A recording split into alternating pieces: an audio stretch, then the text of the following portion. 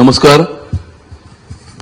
Ward क्रमांक 1 दहिसर विधानसभा क्षेत्र याच्या 2017 ते 2022 या टर्ममध्ये असलेल्या त्यावेळेची शिवसेना आणि आता उभाटा गटाच्या स्थानिक नगरसेविका तेजस्वी अभिषेक घोसाळकर या भारतीय जनता पक्षामध्ये प्रवेश करीत आहेत आणि मी मुंबई भारतीय जनता पार्टीचा अध्यक्ष म्हणून तेजस्वी अभिषेक घोसाळकर यांचं भारतीय जनता पक्षामध्ये मी त्यांचं स्वागत करतो.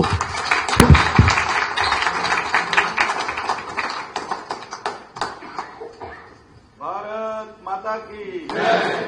भारतीय जनता पार्टीचा विजय असो.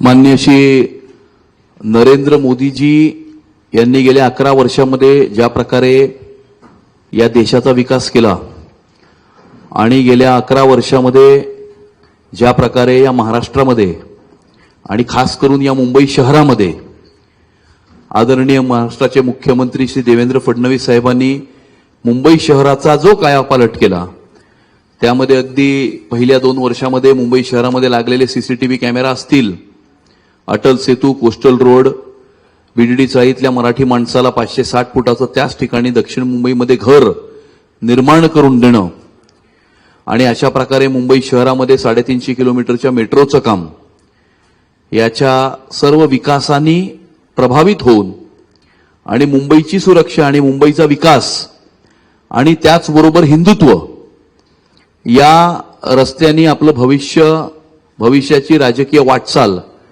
पुढे नेण्याचा निर्णय तेजस्वी अभिषेक घोसाळकर यांनी घेतलेला आहे आणि येणाऱ्या काळामध्ये मुंबई शहराचा विकास घडवण्याकरता, मुंबई शहर सुरक्षित राहावं याकरता आणि हिंदुत्वाचाच भगवा झेंडा या मुंबईच्या महानगरपालिकेवरती फडकून भगवाच फक्त मुंबई शहराची सुरक्षा ही घडवू शकतो, मुंबई शहराला सुरक्षित ठेवू शकतो.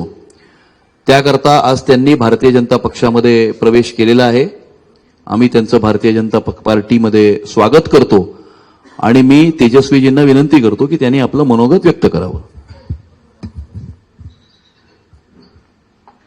मी तेजस्वी अभिषेक घोसाळकर 2017 मध्ये शिवसेना पक्षातून नगरसेविका म्हणून निवडून आले होते. आता भाजपमध्ये मी पक्षप्रवेश केलाय, त्यामुळे खरं तर अमितजी साहेब आणि दरेकर साहेब यांचं मी धन्यवाद देते की माझा पक्षप्रवेश केल्याबद्दल.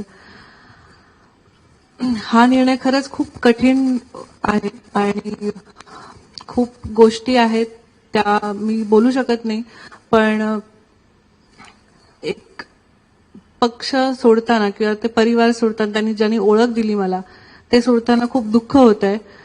पण माझ्या प्रभागात विकासाची कामं करण्यासाठी हा निर्णय घेतलेला आहे आणि खूप काही गोष्टी आहेत बोलायच्या, पण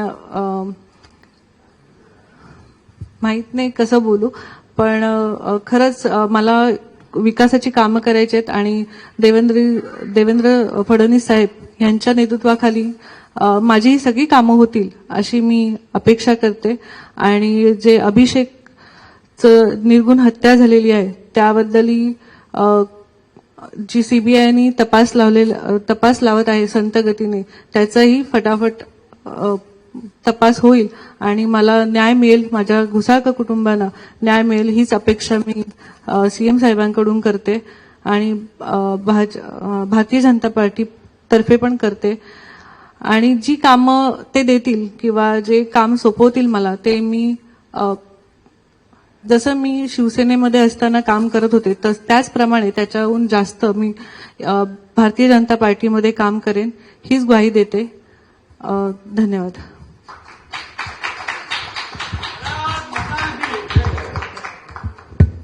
भारतीय जनता पार्टीचा जय हो.